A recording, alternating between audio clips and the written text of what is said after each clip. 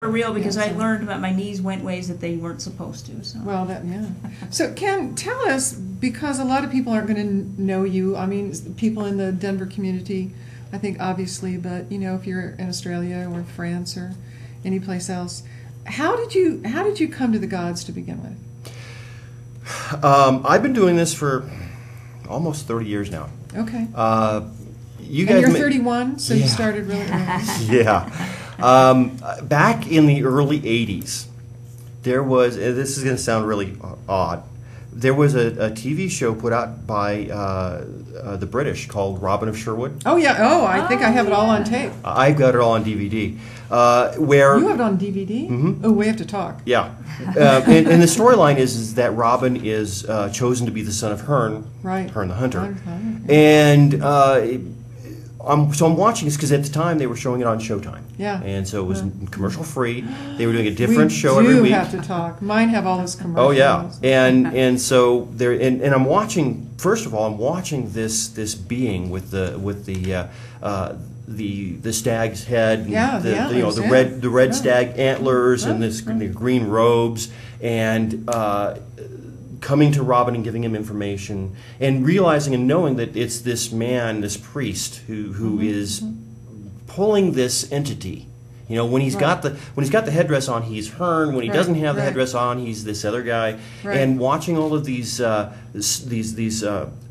celebrations in and around the village of Wickham, and I'm looking at this, going, all right, I know I don't know anything about this, but somehow I just know this is the old religion, and. Wow, I really would love to find somebody who could teach me this. Yeah.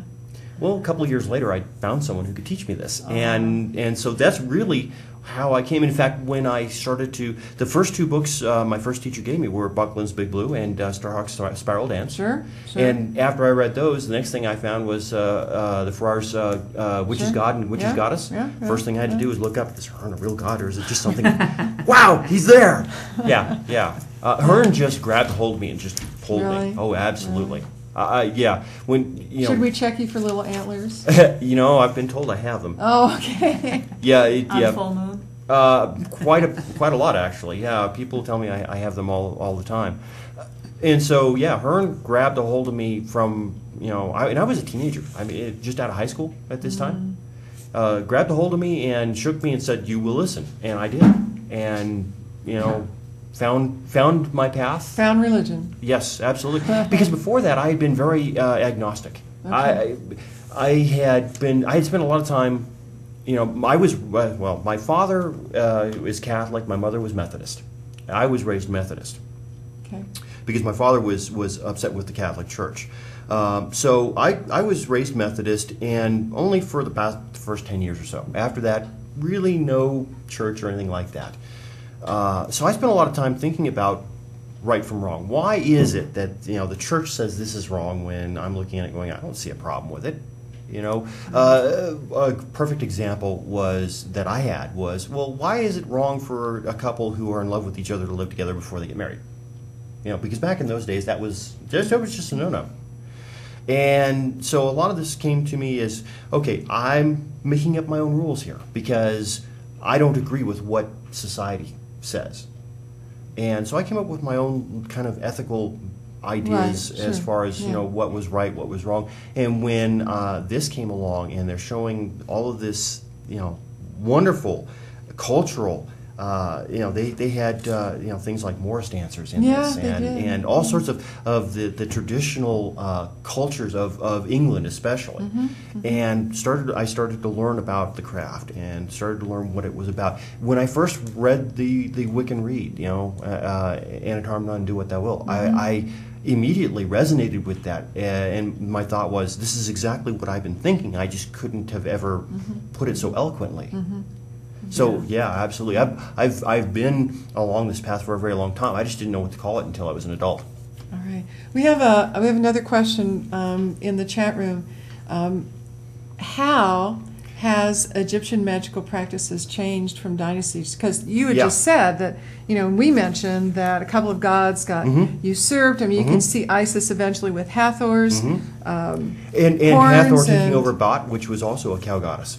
And there's a lot of that. The thing and it's really confusing to people. because what people don't tend to realize is we're looking at a 3,000-year history when we're looking at the Egyptian gods and the we have a Egyptian dynasties. 200-year history in the United States. Right. We're looking at Egypt. Well, more. and That's if only you look dynastic. at- That's yeah, only dynastic. yes, and if you look at it, the way I usually compare it is think of all the changes in the last 2,000 years with Christianity. If you're going back 2,000 years to the time of Christ, forward to now, imagine. Assuming you that's can, a real person. right? And you can, Okay. but you can see the changes that have occurred in that. Well, we're looking at 1,000 years more than that, at least, in the Egyptian history, in the dynastic history, plus the pre-dynastic and post-dynastic, and so there's a whole lot of changes that occur during that time, where and which god was ascendant, which ones were down, depended a lot on what the timeline was, where in time were you, Yeah, the Armana period. as well kind as of what dropped that. town or city were you Yeah, at, absolutely. because each city would have its own Each gnome. Yeah. Each gnome had their own absolutely patron god or goddess. right, and so as the needs of the people changed, so did the gods. Sure. And so you get things like, well, perfect example is Sekhmet and Bast. Yeah. Oh, Okay. yeah. Oh. Sekhmet was originally this lion-headed goddess. yeah. She was a warrior goddess. Drank blood. In fact, she almost destroyed humanity. She Right. was sent by Right. Ra to Right. destroy Right. humanity because he was upset with men for not paying attention or something Right. to that effect. Right. And in fact, they had to pour beer into the Nile to make it red enough to appear like blood. So she drank herself into a stupor. Yeah. So we're talking about this My kind of very girl. fierce, Yeah. very feared Oh, yeah. goddess, Oh, warrior yeah. goddess. Ooh. And then we've got Bast, which is more along the lines of the Party house girl. cat. Yeah, and with the head of a house cat, Yeah, basically. party girl. And over time, because they were both feline, and as the needs of the people changed, they became closer and closer and closer until you get basically a merging of the two into Bastet. Right. And by the Greek times, it was just Bastet. There was no Sekhmet anymore. Wow. Yeah, and so a lot of it was based on what were the needs of the people. Although, when I was at the British Museum, they have that whole row of Sekhmets, and I don't know how the ancient carvers did this, but you look in that face, and those stone eyes follow you. Yeah. Oh, wow. Oh my God, if you want to know if Sekhmet is still alive, Well, and it's interesting. let me because tell you, the lady rocks. most people, Wow. their experience with the Egyptian culture and the Egyptian carvings is from TV. Yeah, yeah. It doesn't give you any real idea of how wonderful these carvings really are. Oh, You have to see them in yeah, person yeah. because they are exquisite. And the Egyptians were one of the first cultures, not the first, but one of the first cultures to have this high form of civilization, Oh, yeah. which allowed them to have these artists and builders and all of the other skilled craftsmen. Supported by the community. Right. Women, and I'm sure you don't address it in there, but women in Egypt actually, ancient Egypt, actually had more rights than women in Egypt today. Oh, absolutely. Absolutely. Absolutely. Yeah. Well, and at various points there were female pharaohs. We all know Cleopatra. Hatshepsut, of course, yeah. Yeah, we all know Cleopatra because she's probably the most famous female pharaoh. But of course, she was Greek. She wasn't Yes, Egyptian. Yeah, no, That's she right, wasn't yeah. Egyptian. But Hatshepsut it was farther Cleopatra back. the 13th or And- 9th or 8th, 11th, I don't know. Yeah, and so women had the Seven. capacity to rule and did, and if the pharaoh died suddenly and the new pharaoh was a young boy, a lot of times the mother would Absolutely. take over Oh, and yeah, yeah. be the patron for And him. then in Hatshepsut's case, she just said, I think I'll stick it out. Right, Yeah. Oh, right. yeah, yeah. She's cool. She's one of In my fact, she favorites. actually wore a fake beard. She did. She said, "I'm a guy," because in order to rule, you have to be a guy. So she Right. said, "Okay, I'm a guy." Well, and it's interesting because there are several gods that are associated specifically with the ruling pharaoh and queen. Yeah, and then my mind goes blank. Horus. Oh, yeah, is associated specifically with the ruling pharaoh, Right. and in fact, the throne was a Throne of Isis. Yeah. and had Horus with his wings down as the sides of the back of the chair, and so the pharaoh would sit and was considered to be Horus incarnate.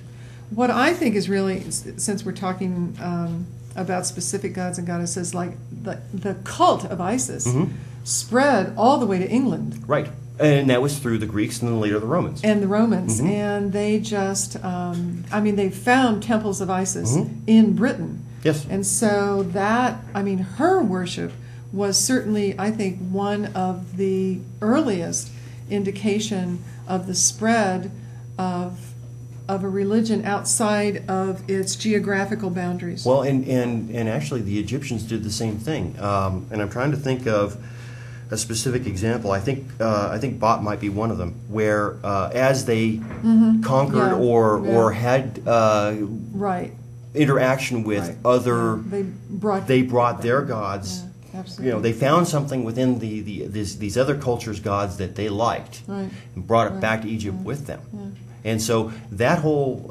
interaction and transference of deity has been happening for thousands of years. Well, we were taught that certainly starting in, it was a New Kingdom thing. It may have certainly have been around before that, and you would probably know the answer to this. But if you were from foreign lands, you could have a temple to your gods. They would actually deed you land and revenue associated with that. There wasn't the competition, except during the Armada period. There wasn't the intense competition. No, we don't want to talk to you. You're different. You're foreign. We don't like you. Take your gods, go home. Right. They were much more embracing. It was understood that if you were from a different land, you probably followed different gods, and that's okay because we don't have to believe in this one deity. Right. Whatever, or these several deities over here. And actually, the Greeks and later the Romans followed a similar tack. They did. Where every land that they conquered, they didn't say you have to believe in our gods. Right. They simply said, hey, your god seems an awful lot like our god Zeus, or our god Apollo, or our goddess Aphrodite. So we're going to call your god Aphrodite, or goddess Aphrodite. You call them whatever you want, but we're going to call them because we think they're the same. It's just a different name. Right. And in ancient Egypt, they did similar things where if you came from a different land, it was just accepted. It was understood that different cultures saw things differently, and there was no need to. The Egyptians and other ancient cultures were not threatened by the fact that you might believe differently. It's interesting. That's a very modern concept, relatively modern, that you must believe the same thing we do. Kind of in the last 2,000 years-ish. Yeah. So very strange about that. It's amazing when you look at what's happening over there now. The complete differences, and stuff. I'm not commenting much because I don't know as much about this. And now that I listen to you, I don't know. And you're going to buy the book. I am. And as long as I can remember, I've always been interested in Egypt, and stuff like that. And I think I got that interest back in the 70s when the King Tut exhibit came to Chicago. And I wanted so badly to go down to the Field Museum and see it. But, I was a kid, and, Dad worked, Mom didn't drive, so it's like the chances of us, and my dad really didn't like to go anywhere, so the chances of us me getting to see the exhibit was like slim to none. So. Well, there's a new one touring now. So. It was just here in town, wasn't it? Yeah, and I wanted to go see it and missed it. And it's interesting, having come to this path, this pagan path, going to see. I did see the Aztec exhibit at the Art Museum a few years back, and it's interesting because you look at these things in such a different way. As just a regular Joe public person, you're looking at it and going, "Ooh, look at all the gold." As a witch, or look at all the blood. Right. Yeah, that's the big thing. Everybody. As a look at pagan those or nasty witch, people! They're running around killing everybody. You're looking at going, wow, look at the as deity, look at the artistry, look at the spirituality. Right.